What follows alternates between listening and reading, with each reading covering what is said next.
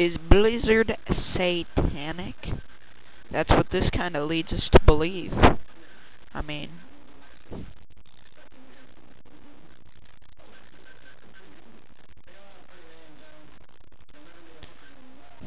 look at this.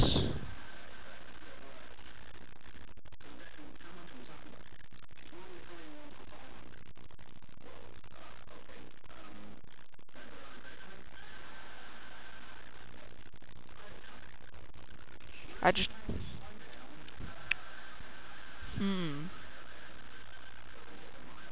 Can't even tell. I don't even have really an explanation for this. Why would Blizzard even have this in here?